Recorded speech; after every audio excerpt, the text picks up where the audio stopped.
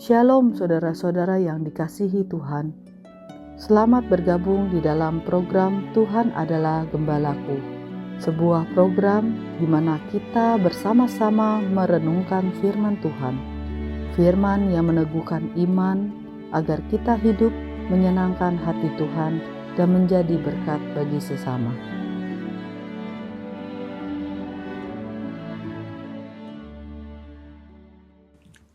Shalom saudara-saudara yang dikasihi oleh Tuhan.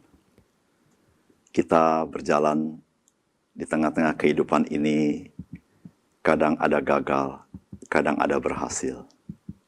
Dan dalam semuanya itu, kita sangat membutuhkan orang memahami kita. Namun satu kabar baik bagi kita adalah bahwa Tuhan memahami kita. Oleh sebab itu, mari kita bersyukur kepada Tuhan dan belajar mencintai Tuhan dalam hidup kita. Salam jumpa dalam program Tuhan Adalah Gembalaku.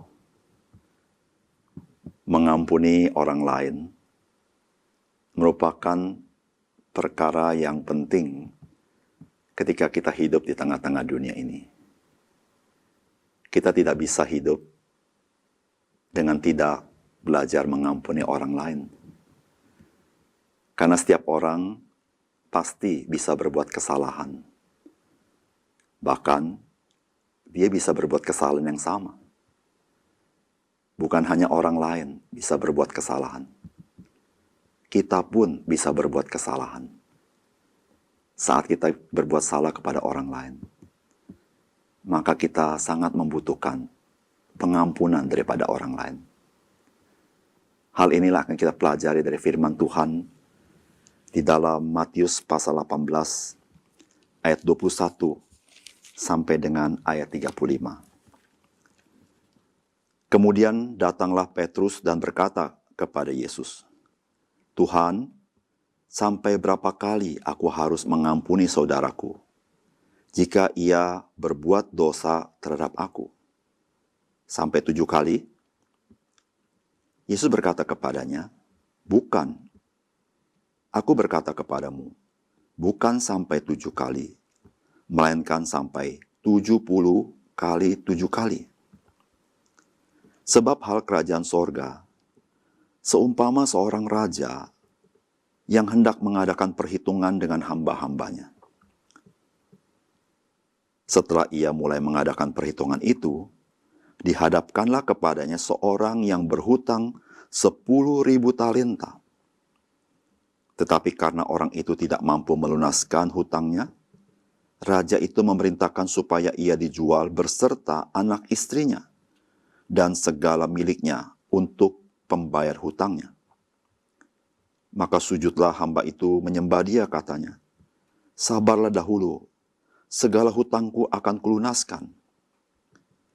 Lalu tergeraklah hati raja itu oleh belas kasihan akan hamba itu, sehingga ia membebaskannya dan menghapuskan hutangnya. Tetapi ketika hamba itu keluar, ia bertemu dengan seorang hamba lain yang berhutang 100 dinar kepadanya. Ia menangkap dan mencekik kawannya itu, katanya, 'Bayar hutangmu.' Maka sujudlah kawannya itu dan memohon kepadanya, 'Sabarlah dahulu, hutangku itu akan kulunaskan.' Tetapi ia menolak dan menyerahkan kawannya itu ke dalam penjara sampai dilunaskannya hutangnya. Melihat itu kawan-kawan yang lain sangat sedih, lalu menyampaikannya segala yang terjadi kepada tuan mereka. Raja itu menyuruh memanggil orang itu dan berkata kepadanya, 'Hai hamba yang jahat, seluruh hutangmu telah kuhapuskan karena engkau memohonkannya kepadaku. Bukankah engkau pun harus mengasihani kawanmu, seperti aku telah mengasihani engkau?' Maka marahlah tuannya itu, dan menyerahkannya kepada algojo-algojo, sampai ia melunaskan seluruh hutangnya. Maka Bapakku yang di sorga akan berbuat demikian juga terhadap kamu, apabila kamu masing-masing tidak mengampuni saudaramu dengan segenap hatimu."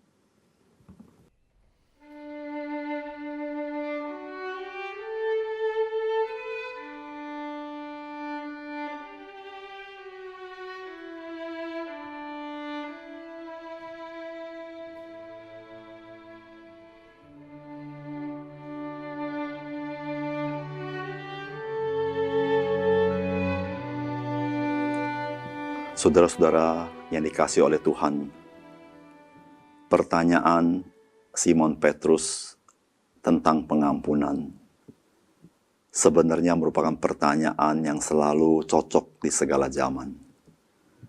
Karena itulah juga yang menjadi pergumulan kita di masa kini, yaitu berapa kali saya harus mengampuni orang yang bersalah kepada saya. Saudara, Simon Petrus bertanya, apakah 7 kali? Saudara, perlu kita tahu bahwa orang-orang Yahudi memiliki batas toleransi mengampuni orang lain paling banyak 3 kali. Jikalau seseorang telah berbuat salah sampai 3 kali kepada seseorang yang lain, maka orang lain itu berhak tidak mengampuni dia. Tetapi Simon Petrus lebih baik daripada orang-orang Yahudi. Karena Simon Petrus toleransinya adalah 7 kali. Bagaimanakah respon Tuhan terhadap pertanyaan Simon Petrus ini? Yang pertama, saudara-saudara, Tuhan mau memberitahukan kepada kita bahwa mengampuni orang lain tidak ada batasannya. Itu yang Tuhan katakan. Bukan 7 kali, tetapi 70 kali 7 kali. Kata 70 kali 7 kali, itu memberitahukan kepada kita mengampuni orang lain tanpa batasan. Saudara, ketika kita mengampuni orang lain dengan batasan toleransi sampai berapa kali, maka sesungguhnya kita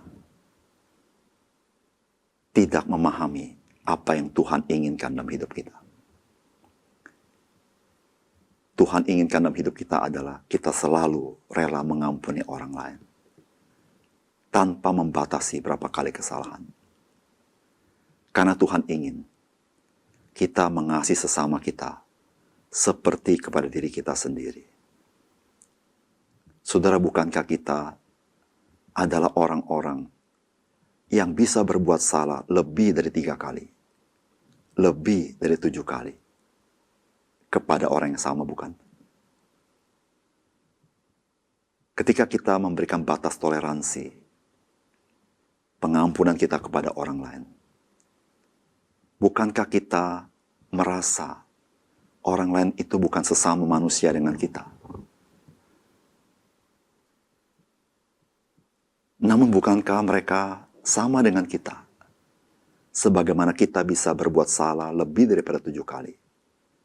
Demikian pula sesama kita.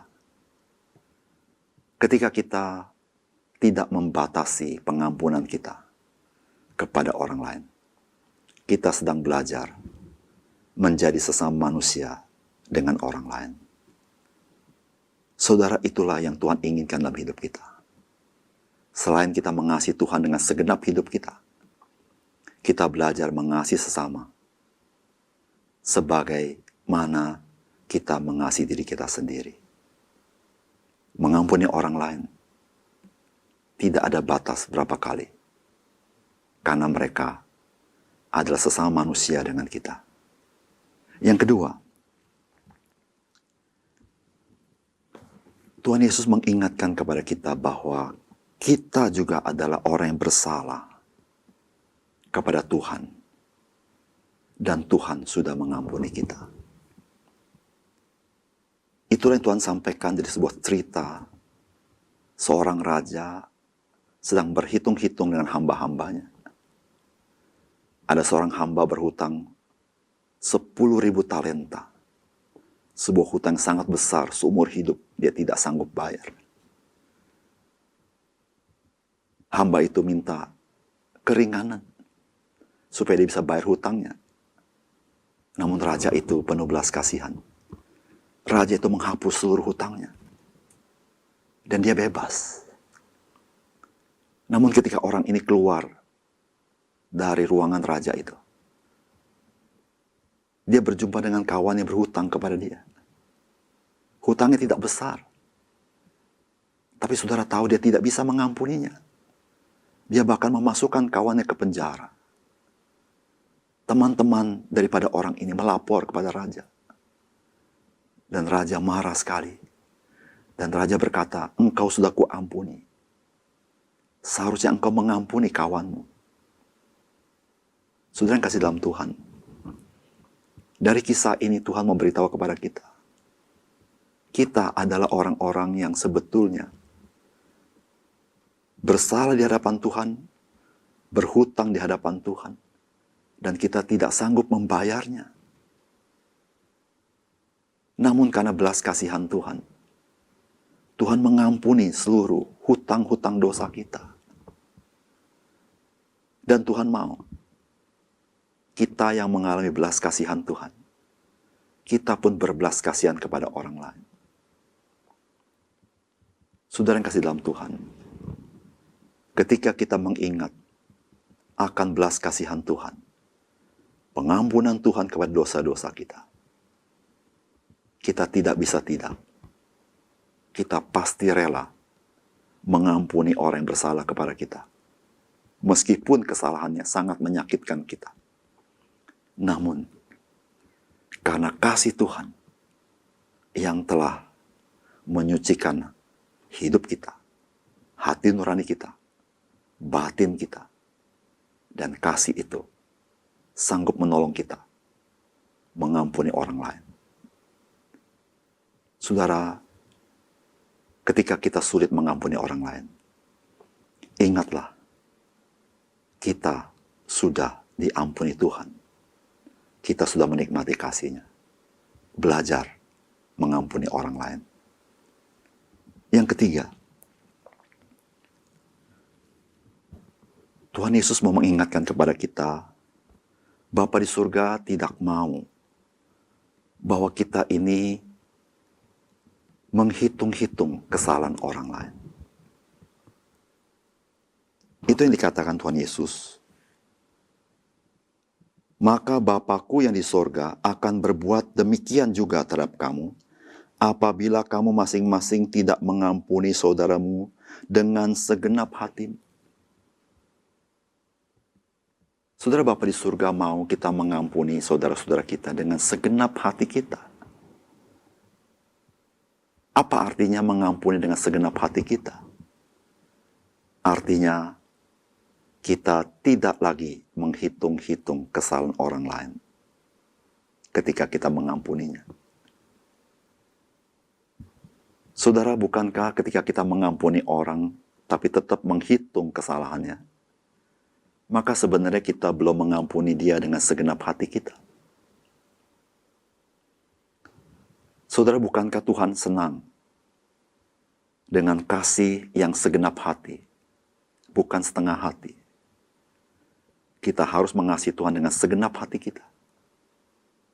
Kita harus menjadi orang yang sepenuh hati di dalam melakukan segala sesuatu, termasuk di dalam kita mengampuni orang lain. Bukankah Tuhan melihat apa yang terjadi dalam hati, bukan sekedar apa yang di luar, yang nampak dengan mata kepala? Saudara, ketika kita tidak bisa mengampuni orang dengan segenap hati, saudara Bapa di surga, Dia pun tidak akan mengampuni kita. Ketidakpengampunan Bapa kepada kita adalah sebuah pembelajaran kepada kita, supaya kita didorong untuk belajar mengampuni orang lain. Relasi kita dengan orang lain mempengaruhi relasi kita dengan Bapa. Namun sebaliknya juga sama. Kalau saudara memiliki relasi yang baik dengan Bapa, begitu dekat, sangat mempengaruhi relasi saudara dengan orang lain. Ketika engkau dan saya dekat dengan hati Bapa, maka engkau dan saya dimampukan mengampuni orang lain dengan segenap hatimu, dengan tidak menghitung-hitung kembali kesalahannya. Dengan demikian, maka pengampunan kita bagi orang lain tidak ada batasnya. Karena kita tidak pernah menghitung kesalahan masa lalu. Karena kita sudah mengampuni dengan segenap hati kita. Mari saudara, belajar mengampuni ketika hidup di tengah dunia ini, sehingga kita menjadi orang berbahagia, boleh melepaskan kesalahan orang lain, dan kita belajar menjadi berkat bagi orang lain. Mari kita berdoa. Bapa di surga, terima kasih untuk firman Tuhan. Biarlah firman-Mu sekali lagi tertanam dalam hati kami. Dan kasih-Mu yang besar itu mendorong kami bisa mengasihi orang lain sebagaimana kami mengasihi diri kami sendiri. Tuhan, terima kasih. Tuhan, ingatkan kami di tengah dunia ini, kami tidak luput daripada kesalahan. Dan kami harus selalu belajar mengampuni orang lain. Supaya kami boleh hidup penuh sukacita, penuh kebahagiaan.